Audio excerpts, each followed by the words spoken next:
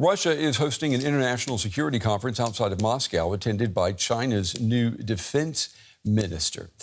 The new defense minister's presence is seen by Western countries as a sign of support for Russia's war in Ukraine. Now, in his opening address, Russian President Putin again blamed the West for fueling unrest around the world. Russian allies Belarus, Iran, and Syria are also attending this conference.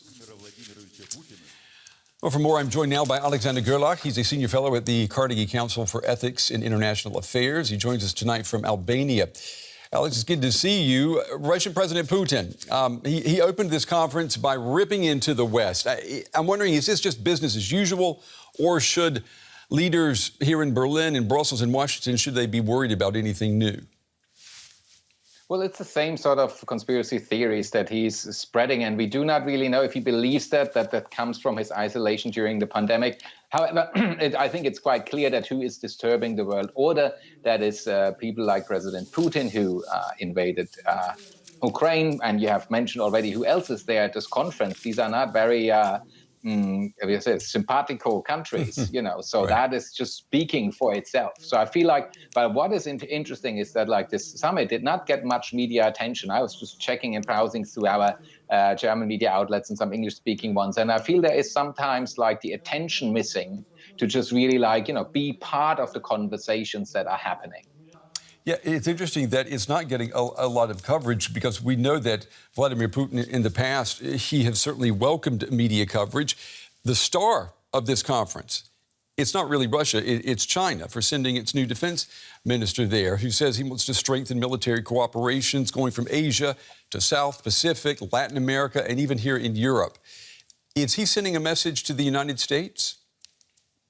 Well, I mean, clearly, if you look into China, then you just know they are threatening democratic Taiwan with war. They have border issues with basically all their neighbors, and they threaten the international order by means of their new marine, and they try to occupy all of the Western Pacific. So I feel like they are pretty on par, like these two friends, Putin and Xi. However, last week at the peace conference for Ukraine in Jeddah, the Chinese government also sent an envoy, and China is not really pleased about the end of what we just saw earlier about the export of wheat from Ukraine, because that is also affecting the People's Republic of China. China has begun to buy grain now from arch enemies such as Australia and Canada. So you could see that Xi Jinping, who has vowed to make his country self-reliant, is not at all pleased about the developments brought upon China by Vladimir Putin, his close friend and ally.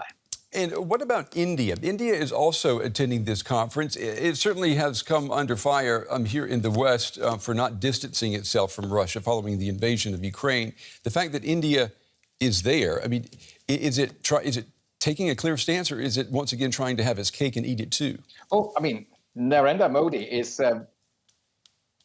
Well, I mean, that's true. I mean, from some countries in the so-called global south, that they do not want to be in one camp or the other. And I feel that's fair enough. That's true for India and Brazil to some extent, but also Nigeria, Indonesia. So these are countries that have gained more access. They've also gotten more developed in the last couple of decades, and now they also want to be part of this international order. And the free world, as we call it from Canada to Germany, has to make room for these new countries, because they want to rather be part of this free world order rather than in China's orbit. However, having said that, the Indian leader, Narendra Modi, is it's not really a democratic leader, as he's alienating 200 million Muslims in his country. He's following an ideology that we in Germany can certainly identify as a part of a Nazi ideology. So he might personally feel much more closer to Putin and Xi. However, he tries to navigate and to position his country in between these powers, and wants to also thereby establish India itself as a powerhouse. You know, you said that there's not a lot of media coverage of this conference here in the West. That doesn't change the fact, though, that this conference has attracted more than 800 representatives from dozens of countries, African countries, Asian countries, Middle East nations, including China and India. What does that tell us then about the West and its attempts to win the hearts and minds of other countries in this 21st century? Well, like in regard to that, I can re-emphasize what I just tried to say is that the international institutions, from World Bank to the National Monetary Fund, but also the Security Council of the United Nations, must see the representation of such countries, because nowadays they are still like pretty much occupy the leading positions by what we would call former Western powers like France, America, England. And I think this has to change in order to make this model attractive. What China and Russia can only get is just like a lenient distance and just seeing to not being swallowed up by America entirely, but there is not much love for China or much love for Russia. However, there's sometimes also not enough love for America to just fully subscribe to what America does. And I mean, that's also the Germans know this true. They did not subscribe to the Iraq war. So I feel like what needs to be done is to be much more open up the liberal institutions to representatives to countries that have formerly not been fully embraced in the leadership of these institutions. And that is something that I think in many Western capitals, people have to wrap their head around. Alexander Gerlach, as always. Alexander, good talking with you. Excellent insight. Thank you. Thank you. Take care. And DW's Yuri Richetto is following this for us. Yuri, we're seeing Vladimir Putin hosting a security conference in the middle of a war that he started. Can you give us a sense of what the tone of this conference has been so far? Well, Russia's president spoke in rather general terms about his view on the world, and you mentioned that there was nothing in that view that appeared new. The same blames on the West, above all the USA and NATO, which Putin believes are putting billions into Ukraine to keep the war going. Of course, Putin didn't mention who started this war, namely Russia.